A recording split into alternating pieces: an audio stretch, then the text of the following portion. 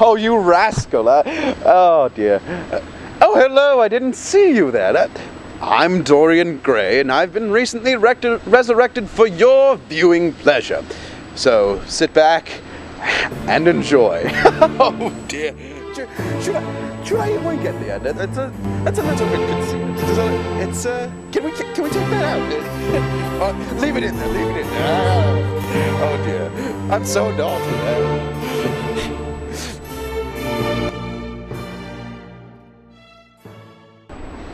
I think Basil was inspired by me. I was his muse. I suppose that was the reason why he always asked me to sit for him.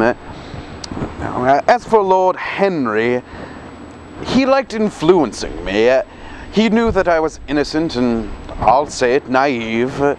He always liked giving me his deluded philosophies on life and youth and pleasure. And I suppose both men were attracted to me because of my beauty.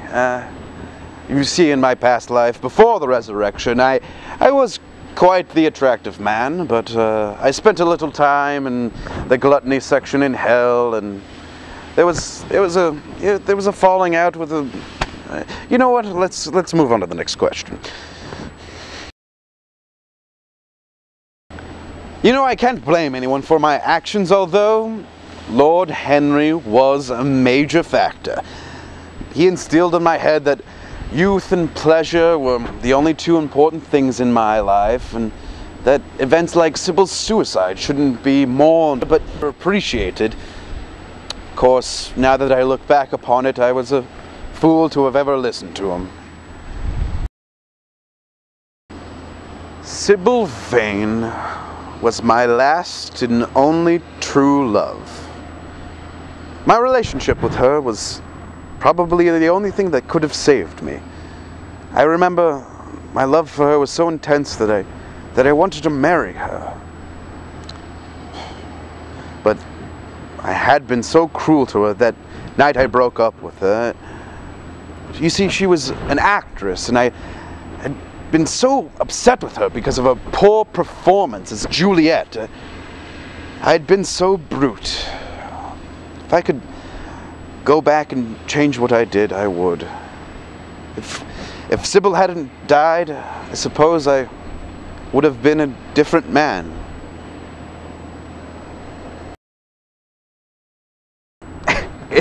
It is what I am not. I guess I just sort of liked the idea of women thinking I could save them. And I guess there's something romantic about being called Prince Charming. That, and I didn't want them to know my real name.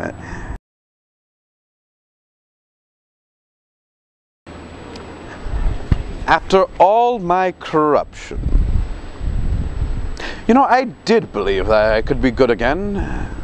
For example, I didn't demoralize Hetty like I did, like I did with everyone else. I just left her alone.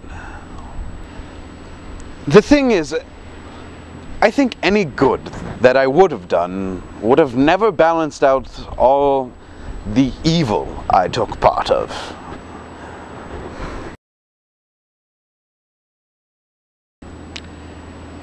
There are few horrendous crimes that are worse than murder, but yes, I think Basil's murder was the point of no return, that I would not be able to go back to being innocent.